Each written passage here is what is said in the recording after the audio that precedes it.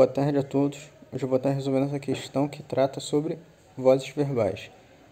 Lembrando que são 3 as vozes verbais. Eu tenho a voz ativa, eu tenho a voz passiva, que são divididas em 2, né? Eu tenho a voz passiva analítica e eu tenho a voz passiva sintética. Por fim, eu tenho a voz reflexiva. Vamos ao enunciado. Passando para a voz ativa oração. Os ingressos haviam sido vendidos com antecedência, obtém-se a forma verbal. Eu tenho 5 opções. Primeiro ponto, eliminar as alternativas absurdas, que são as letras B e C. Mas por quê? Nessas 2 estruturas eu tenho um verbo transitivo direto seguido do se. Quando isso ocorre, eu tenho a chamada voz passiva sintética, ou voz passiva pronominal, né? Ela tem essas 2 nomenclaturas. E quando isso ocorre, eu tenho esse se como pronome passivador e o que vem após é o chamado sujeito paciente ou sujeito passivo posposto. Exemplificando.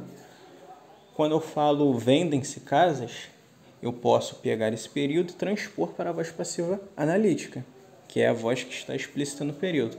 Vendem-se casas, casas são vendidas.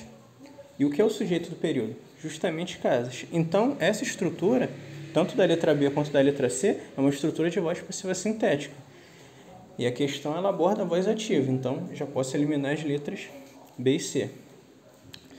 Agora, um ponto interessante para resolver a questão é a percepção de que, um exemplo, na voz ativa eu tenho eu comi a maçã.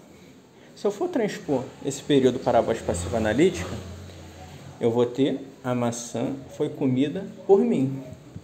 Esse verbo, comi, que está conjugado no pretérito perfeito, quando ele é transposto para a voz passiva analítica, ele vira 2 verbos.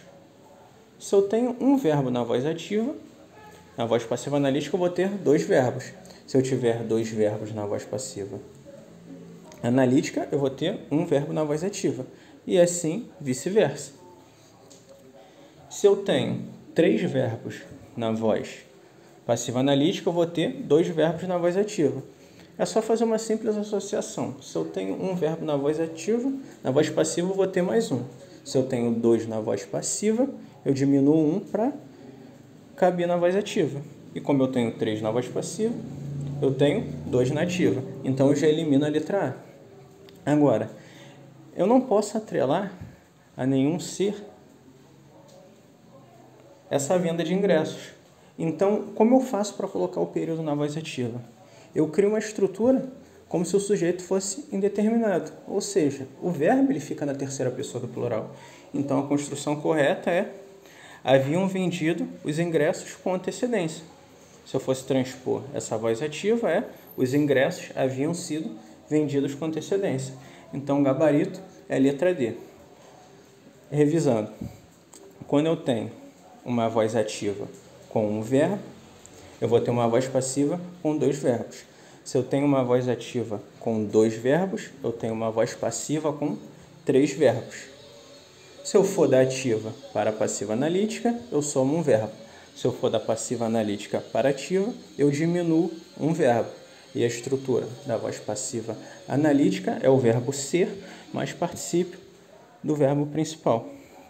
Além disso, quando eu não puder atrelar a nenhum ser aquele processo verbal, aquele verbo, eu crio uma estrutura com um sujeito indeterminado. Eu simplesmente flexiono o verbo no plural e coloco o particípio do verbo principal. Então, não é erro. Gabarito, então, letra D. Caso tenham gostado, inscreva-se no canal.